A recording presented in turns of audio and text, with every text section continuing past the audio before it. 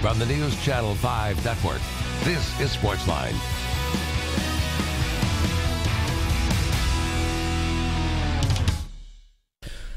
All right, Nashville, welcome to SportsLine. Yours truly, Jon Burton, with you for the next hour or so. Wasn't sure if we're going to have a show tonight opposite Vanderbilt in the Game 1 of the College World Series against Virginia. Right now, by the way, that game scoreless in the third inning. Carson Fulmer pitching well for the Commodores. We'll keep you updated on that game as we go along. Wasn't sure we're going to have a show. Steve Lehman, of course, is in Omaha covering the game. That's why I'm here. He's covering the series for us, as a matter of fact. Got in today. The boss said, nope, we're doing a show. So give me a call, please. Call me, 615-737-7767. Talk about whatever you want. Titans, Predators, Tennessee football, Vanderbilt football. College football season will be here before you know it. What about the Vols? Are they going to be able to improve upon their win total from last year? Do you see 8 wins from Tennessee? Year 2 for Derek Mason. What do you got from the Commodore land? Or you can keep me updated on what's going on in Game 1 of the College World Series. Also, another score to update you on. They are at halftime in Edmonton at the FIFA Women's World Cup. The United States and Colombia are scoreless, 0-0. The USA, with several scoring chances in that first half, basically lived in Colombia's end of the field. Got some hard luck, though, on a couple of calls. Megan Rapinoe, one of their playmakers offensively, received a yellow card today. I believe that's her second of the tournament, so she will not be able to play should the United States advance. We are in the round of 16, the knockout round. Right now, Colombia and the United States are scoreless. So much going on in the sports world today. How about Pete Rose? New evidence by ESPN's Outside the Lines that Pete Rose not only bet on baseball while he was a manager, but bet on baseball while he was a player. They claim to have retrieved documents that indicates as such. So Pete Rose, if this is true, and if he doesn't get a hold of this and get a handle on this quickly, his chances of going to the Hall of Fame are 100% finished. Pete Rose, as you know, banned from baseball for life for admitting to betting on baseball while as a manager. Came out, denied it for several years, actually admitted so about 13, 14 years ago, hoping to get a second chance to be reinstated into baseball. But now this comes up. It does not look good for Pete Rose, who may be long gone if and when he does get into the Baseball Hall of Fame. So that's always a hot topic. Pete Rose, for you old-timers out there like myself, give me your thoughts on Pete Rose. Does he deserve to go into the Hall of Fame? He is the all-time leader in base hits at over 4,100, so we can talk about that. How about the story coming out of Los Angeles and UCLA? Hip-hop mogul Sean Diddy Combs arrested on the UCLA campus for allegedly getting into a fight with an assistant UCLA football coach after that said coach was said to have yelled at Diddy's son, who's playing football there at UCLA. So reportedly Diddy is in campus jail right now at UCLA. The multi-million-dollar music mogul sticking up for his son, apparently, and apparently things got physical. And Diddy is in UCLA jail right now. So that's another interesting story that is worthy of note. Also, Titans assistant head coach in charge of defense, Dick LeBeau, the Hall of Famer, getting another award today, given a Lifetime Achievement Award by the Pro Football Writers Association of America for his outstanding work over the years as an assistant coach in the National Football League. Coach LeBeau's career spans over 40 years. He's been a coach with the Green Bay Packers, Buffalo Bills, Cincinnati Bengals, and, of course, the Pittsburgh Steelers for several years before coming here to Nashville this past off season. And, of course, the big story coming out of golf, well, a couple of big stories, actually. The decline and demise of Tiger Woods, not making the cut at the U.S. Open, shot 16 over par the first 2 rounds.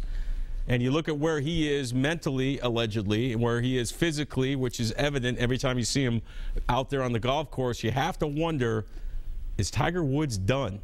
Give me your thoughts on that. Do you see Tiger Woods getting back to where he was Maybe not 14 years ago, 15 years ago when he was the most dominant athlete in all of sports, but maybe 6 or 7 years ago, last time he won a major championship.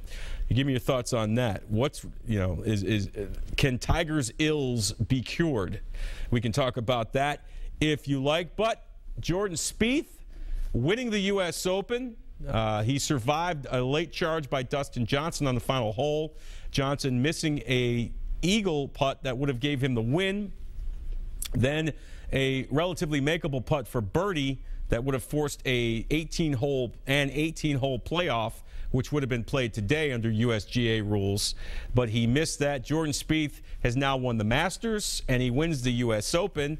And he'll probably go into the British Open coming up, or excuse me, the Open Championship, as some people get on me for not saying, coming up in a few weeks in St. Andrews. And he'll probably be the odds-on favorite. So this guy, Jordan Spieth, 21 years old. 21 years old. He's already won the first 2 majors of the season. Think about it. The last 4 majors have been won by either Rory McIlroy or Jordan Spieth. Rory McIlroy, 26 years old. Jordan Spieth, 21 years old.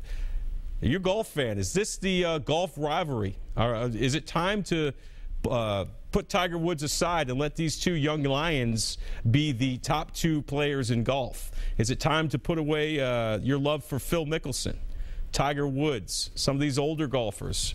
Is it the new generation? I think it is. I think Tiger's done. I think Phil Mickelson might, he can always contend at the Masters with the way he plays. But you look at where it is now, and so much talk about the sport of golf, and it can't survive without Tiger Woods. If Tiger's not playing well and in contention, it can't survive. Listen, stop with that, okay? There was golf before Tiger Woods. There'll be golf after Tiger Woods. And when you have guys like Jordan Spieth, and you have guys like Rory McIlroy that are playing exciting golf right now and are winning majors, trust me, people will jump on. The bandwagon will not stop. How many people I remember hearing from years ago when they said, I'll never watch the NBA again now that Michael Jordan's retired? The NBA is more popular, or as popular, I should say, as it's ever been. You have great teams. Golden State Warriors just winning the NBA championship. You have great players, Steph Curry, LeBron James, Kevin Durant.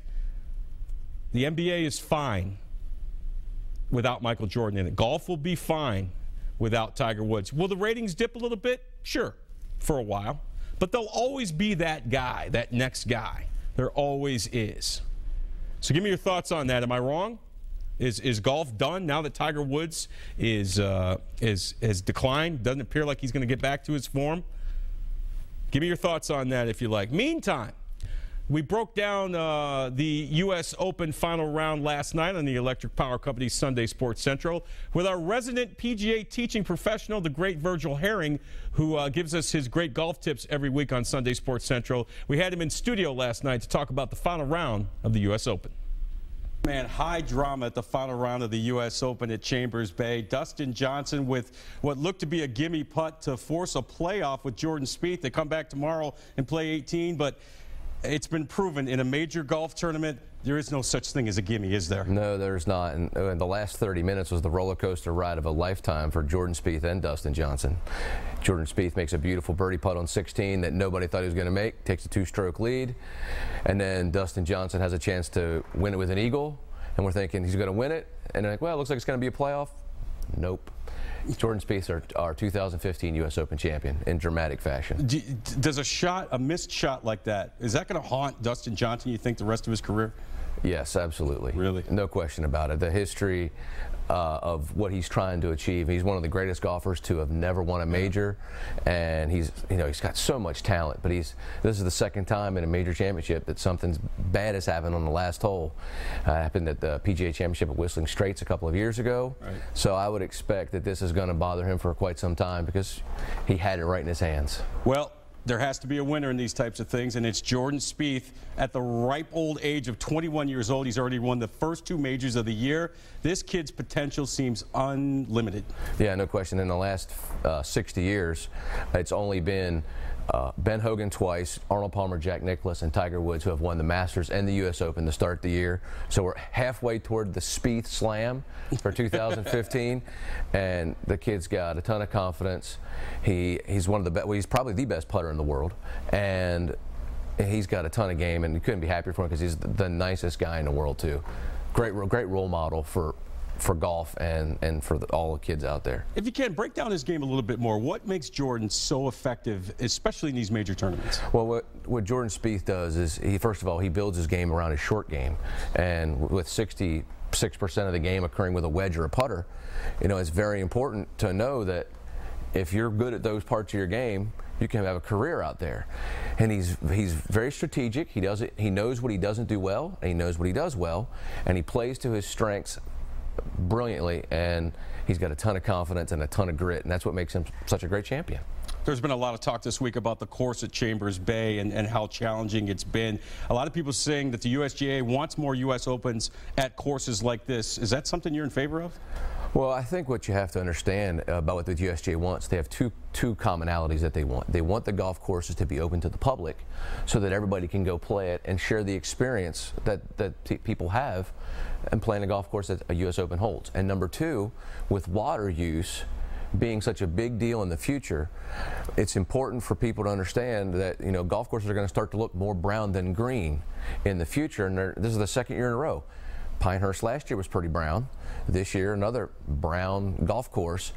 It might be what we're having to expect going into the future. But I like the fact that they go to golf courses that are open to the public, like Bethpage Black and Pebble Beach. But I'm not so sure that I want 3 British Opens in a row, because the next golf course that is St. Andrews, and after that is Whistling Straits, which is another golf course very similar to this. Yeah, we look. All right, that was Virgil Herring last night on the Electric Power Company Sunday Sports Central, the PGA teaching pro and our golf tips expert. Great to have him in studio breaking down the U.S. Open. Get ready for the British Open in a couple of weeks. All right, we'll take our first break. We have one caller on the line, and you'll never guess who it is. Am I going to lift the band on Phillip? I'm going to decide during the break, and you'll find out next. Stay with us.